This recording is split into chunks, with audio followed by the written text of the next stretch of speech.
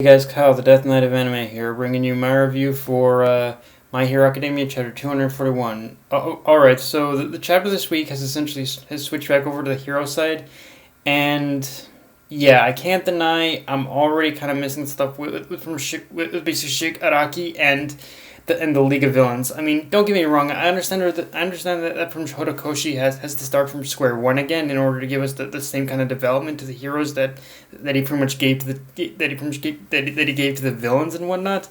And there was some good stuff in here. I'm not going to deny that. But yeah, just in this one chapter already, it is kind of turning out. It is kind of turning out into a situation where it's basically going almost exactly how I thought it would, where the hero side of the coin is going to require a little more builds, is require a little more build up for in order for us to at least get a fraction of that same level of epicness that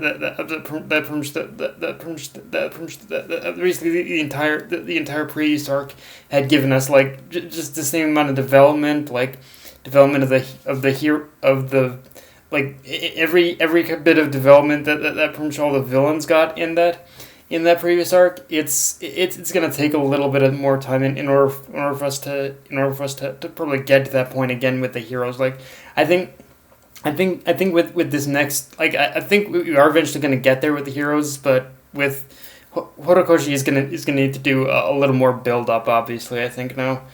Um, I will say I will say to me that one good start to this, however, is that everyone is going to be doing internships again, which arguably is a little repetitive. But if there's anything I've seen from when it comes to My Hero, is that Horikoshi, he knows how to use that particular kind of setup to its advantage, and we can only hope. And we can only hope that what this means is we're gonna focus on the characters that really need really need the development. Like for instance, can we get like Mina Kaminari out, and of course, and let's Koji Ojiro, and let's not forget even from my boy, even from my boy even from Aoyama too. Like I think there's a lot of, I think with this next phase that there's a lot of potential on focusing on the heroes that really need some development, or hell, even Sato for that matter. Like yeah, there's a whole lot of heroes that definitely need development. So yeah,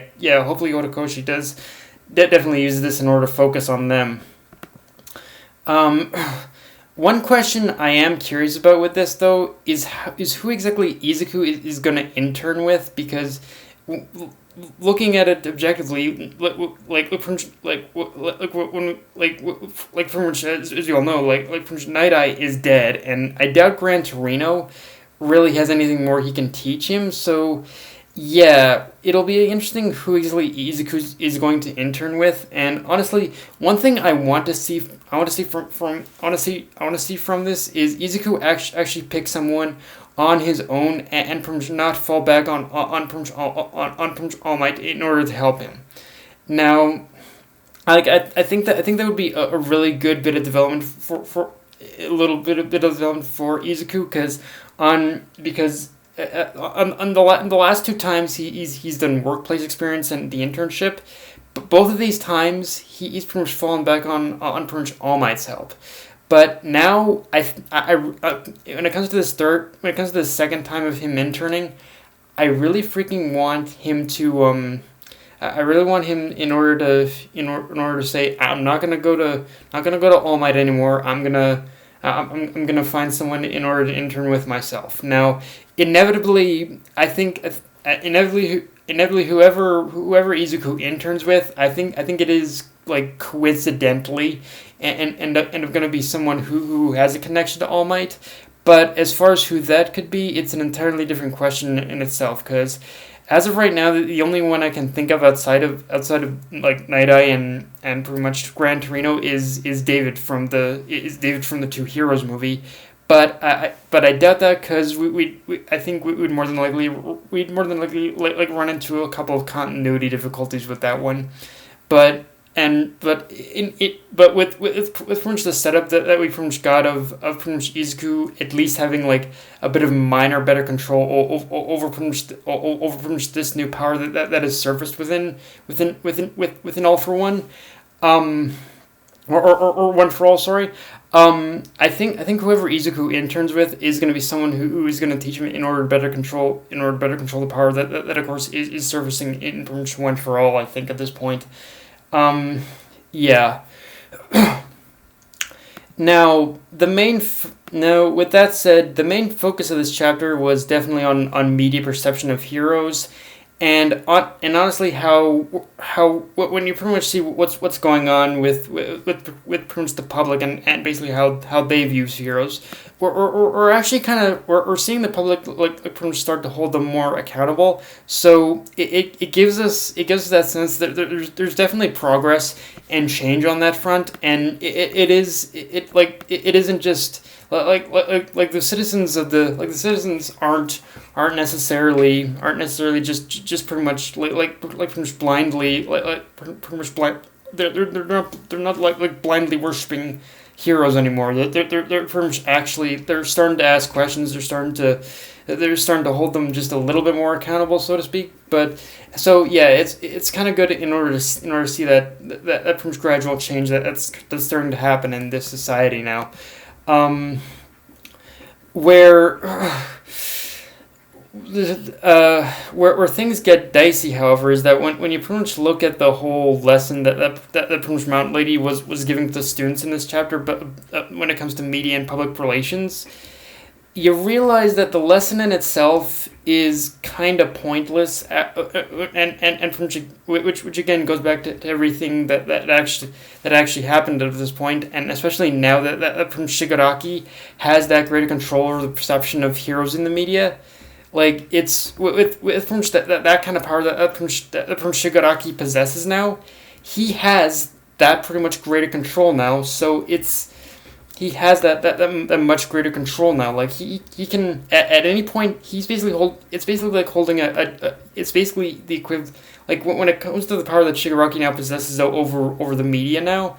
He's basically holding like a big red button in his hand, and at the moment he pushes it, he can pretty much send off a pretty much media firestorm that pretty much that is honestly going to wreck that could honestly in many respects wreck hero society if you wanted to, like as and to that end, like again, it just kind of proves that the lesson about it. The lesson that Mountain Lady is teaching is really a lesson worth learning. Is really a lesson worth learning anymore. Like, it's not exactly it's kind of it's bordering on that point where it's like, yeah, with someone as powerful as Shigaraki having that much control now, yeah, I don't know how much that lesson is going to help the students, so to speak.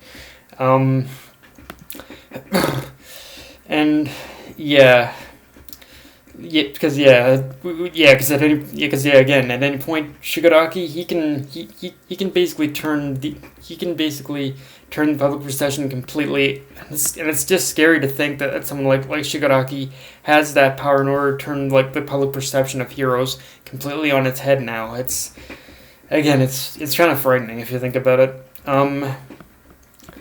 And okay, so one thing I gotta say is that one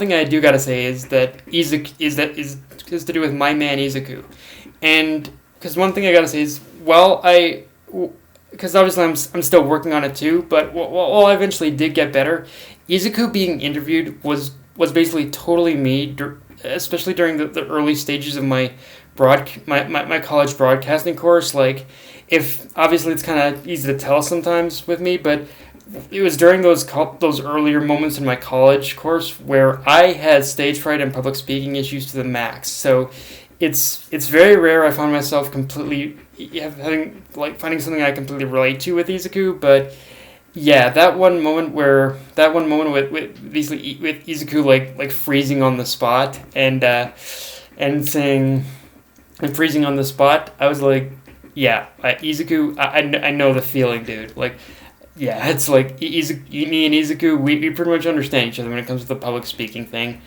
Um, but yeah, guys, that's basically that's my review of this chapter. If you enjoyed the video, like, comment, subscribe. Follow me on Twitter, Facebook, and Mr. Crunchyroll.